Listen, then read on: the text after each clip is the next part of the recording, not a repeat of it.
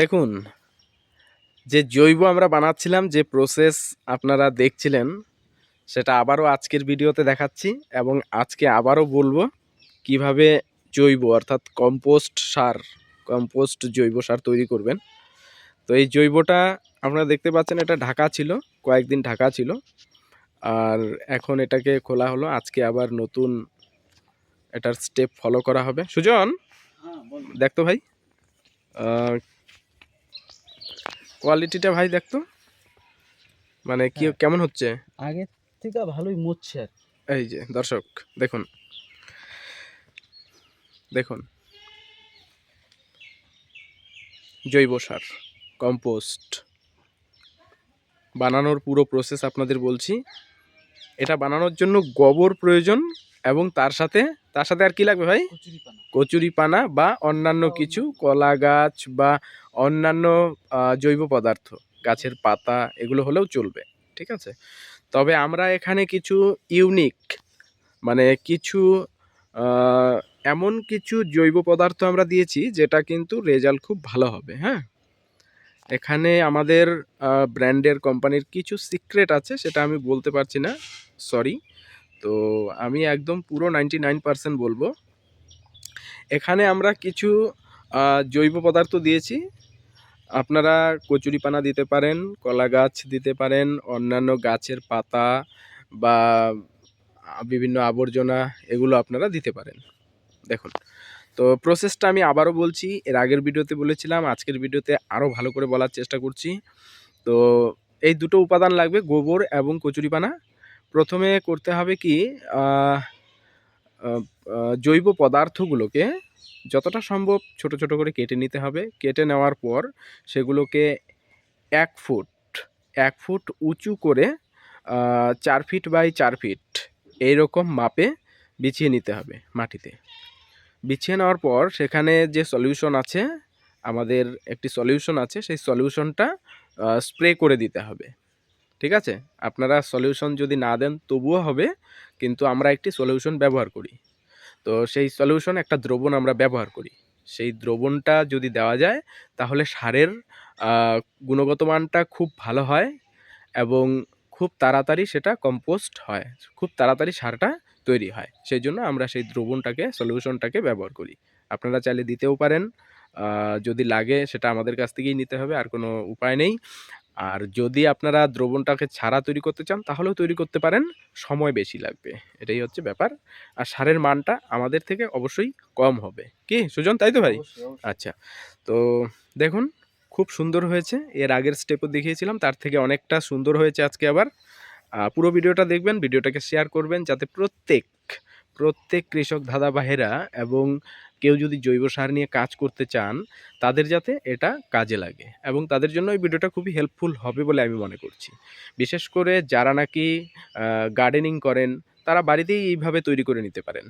দেখুন, তো যাই হোক, এখন আমরা স্টেপ ফলো করব। আমাদের পরবর্তী যে স্টেপ রয়েছে দেখতে পারবেন, আমাদের সুজন ভাই এটা করবে। হ্যাঁ, নে শুরু কর। আচ্ছা, তুই কর। দর্শক দেখুন, আমরা এটাকে আজকে আবার ওলটপালট করব। সেই জন্য এটাকে ভেঙে ফেলবে। দেখুন, খুব সুন্দর, মানে খুব উৎকৃষ্ট মানের জৈব সার তৈরি হচ্ছে। এবং এটা মাটিতে যদি প্রয়োগ করা যায়, মাটিতে প্রচুর পরিমাণে অণুজীব, মাইক্রো অর্গানিজম, এগুলোর সংখ্যা বৃদ্ধি পাবে, মাটি উর্বর হবে। মাটিতে রাসায়নিক সার ব্যবহার করতে করতে মাটি ক্ষতিগ্রস্ত হচ্ছে। আমাদের এই জৈব সারের পরিমাণ ব্যবহার বাড়াতে হবে, আর রাসায়নিক সার যতটা পারা যায় কম ব্যবহার করতে হবে। দেখুন, দেখুন দর্শক, আমি একটু কাছে নিয়ে দেখাচ্ছি। এই দেখুন,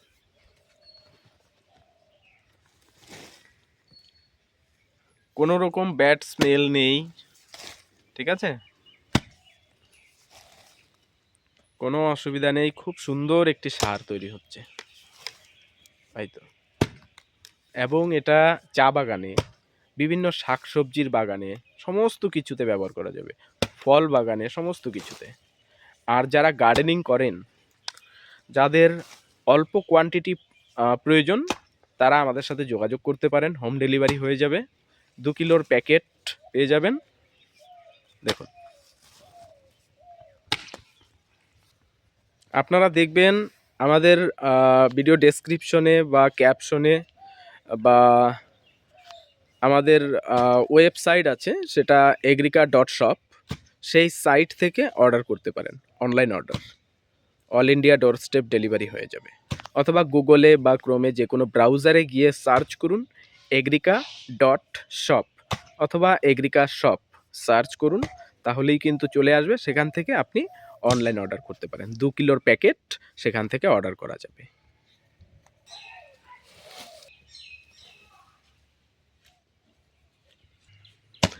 এটা আরও কিছুদিন সময় লাগবে। যখন ফাইনালি এটা তৈরি হয়ে যাবে তখন দেখতে খুব সুন্দর হবে কিন্তু। এবং যারা অর্গানিক ফার্মিং করেন তাদের জন্য কিন্তু এই সারটা সত্যি খুবই উপকারী হবে। খুবই সুন্দর রেজাল্ট হবে, খুবই ভালো রেজাল্ট হবে। আপনারা ব্যবহার করে দেখতে পারেন। এই দেখুন, দেখুন, উৎকৃষ্ট মানের একটি জৈব সার হচ্ছে। দেখুন, আপনারা এটা বানানো কোনো ব্যাপারই না, বাড়িতে আপনারা নিজেরা তৈরি করতে পারবেন। প্রসেসটা আমি আবারও বলছি। আপনারা প্রথমে 1 ফুট উঁচু করে জৈব পদার্থ 4 ফিট বাই 4 ফিট এইরকম মাপে আপনারা পেতে দিবেন। তারপর সেটার উপরে আপনারা গোবর দেবেন 3 থেকে 5 ইঞ্চি, ঠিক আছে? আর তার মাঝখানে মাঝখানে কিন্তু যে দ্রবণটা আছে, যে সলিউশনটা আছে, যেই সলিউশনটা জৈব সারটাকে খুব তাড়াতাড়ি তৈরি করবে এবং এর মধ্যে মাইক্রো অর্গানিজম, অণুজীবের সংখ্যা বাড়িয়ে দিবে এবং এটাকে উৎকৃষ্ট মানের করে তুলবে, সেই সলিউশন আপনারা দিতে পারেন। প্রয়োজন পড়লে আমাদের সাথে যোগাযোগ করবেন। আর সেই সলিউশন ছাড়াও কিন্তু আপনারা তৈরি করতে পারেন। তো এইভাবে মানে জৈব পদার্থ এবং গোবর, জৈব পদার্থ এবং গোবর এইভাবে দিয়ে যেতে হবে 5 থেকে 6 ফিট। 5 ফিটের ওপরে হাইট করতে হবে, কারণ হাইট যত বেশি হবে সারের গুণমান তত ভালো হবে। তার প্রেসার হবে, প্রেসারের ফলে সেখানে টেম্পারেচার হাই হবে এবং সেই হাই টেম্পারেচারে অণুজীবগুলি বংশ বিস্তার করবে এবং সারটা ভালোভাবে তৈরি হবে। তো এটা অবশ্যই খেয়াল রাখতে হবে। আর আরেকটি বিষয়, আপনারা এই ভিডিও দেখে তো অবশ্যই তৈরি করতে পারবেন। যদি আপনারা প্র্যাকটিক্যাল ট্রেনিং বা অফলাইন ট্রেনিং নিতে চান, তাহলে আপনারা আমাদের সাথে যোগাযোগ করতে পারেন। আমরা অফলাইন ট্রেনিংয়ের ব্যবস্থা করছি এবং অনেকেই শিখতে চাচ্ছে, সেই জন্য আমরা অফলাইন ট্রেনিংয়ের ব্যবস্থা করছি এবং অনলাইন ট্রেনিংয়েরও ব্যবস্থা থাকবে। আপনারা যদি চান সেই ক্ষেত্রে আমাদের সাথে যোগাযোগ করতে পারেন উইথ সার্টিফিকেট। তো দর্শক, যেটা কথা আমি বারবার বলি সেটা আবারও বলবো আপনাদের, জৈব সার যত ব্যবহার করবেন তত ভালো এবং রাসায়নিক সার যত কম ব্যবহার করবেন তত ভালো। মনে রাখতে হবে, আমাদের মাটিকে সেভ করতে হবে, বাঁচাতে হবে। আমাদের ভবিষ্যতের জন্য, ভবিষ্যৎ প্রজন্মের জন্য মাটিকে শক্তিশালী রাখতে হবে এবং মাটি যাতে আমাদের ফসল দেয়, সেই মাটির থেকে যাতে আমরা ভালো ফসল, রাসায়নিক মুক্ত, বিষমুক্ত ফসল পাই এবং সেটা আমরা খেতে পারি, আমাদের শরীর স্বাস্থ্য ভালো রাখতে পারি, তার জন্য আমাদের জৈব সারের ওপর ঝোঁক বাড়াতে হবে। জৈব সার তৈরি শিখতে হবে, জৈব সারের ব্যবহার আমাদের বাড়াতে হবে। এই তো, তো এটাই মাথায় রাখতে হবে দর্শক। আমাদের চা বাগানে যে পরিমাণ আমরা রাসায়নিক বিষ, মানে খেয়াল খুশি মতো, সবাই না অবশ্যই, ব্যবহার করছি, এটা কিন্তু অবশ্যই আমাদের চা শিল্পের জন্য একটি ভয়ঙ্কর প্রতিচ্ছবি।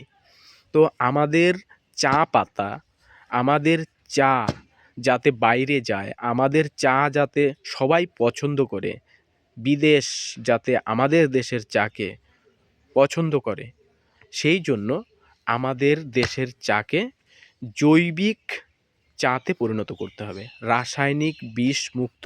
এবং যে সমস্ত কেমিক্যাল ব্যান্ড রয়েছে, মানে নিষেধাজ্ঞা রয়েছে টি বোর্ড থেকে, সেই সমস্ত কেমিক্যাল আমাদের ব্যবহার করা যাবে না। তবে হ্যাঁ, একবারে 100% জৈব সার দিয়ে চা উৎপাদন করা হয়তো মানে একটা চ্যালেঞ্জ হয়ে দাঁড়াবে। আপনাদের আমি বলছি না যে আপনারা একদমই 100% জৈব সার দিয়ে চা উৎপাদন করুন। এই ক্ষেত্রে হয়তো আপনারা যদি করতে চান তাহলে আপনাদের লাভ না হয়ে উল্টো লস হয়ে দাঁড়াবে। তো সেটা একবারেই করবেন না। আমি যেমন এই যে দেখতে পাচ্ছেন আমার বাগান, এই যে দূরে বাগানটা দেখতে পাচ্ছেন, এই বাগান কিন্তু আমি 100% জৈব এবার থেকে করব। গত বছর আংশিক করেছিলাম, তো বিভিন্ন কেমিক্যাল ব্যবহার অনেকটাই কম করেছিলাম, রাসায়নিক সার ব্যবহারও কম করেছিলাম, কিন্তু এবার কিন্তু আরও কম করব, বা যদি সম্ভব হয় একবারেই রাসায়নিক সার ব্যবহার করব না। তো দর্শক, চা বাগানে জৈব সারের ব্যবহার বাড়ান। যে সমস্ত ব্যান্ড কেমিক্যাল রয়েছে সেগুলো ব্যবহার করা থেকে বিরত থাকুন। তাহলেই দেখবেন আমাদের চা বিদেশের কাছে গ্রহণযোগ্যতা বাড়বে, এবং তখনই আমাদের চায়ের কিন্তু একটা বাজার মূল্য বৃদ্ধি পাবে।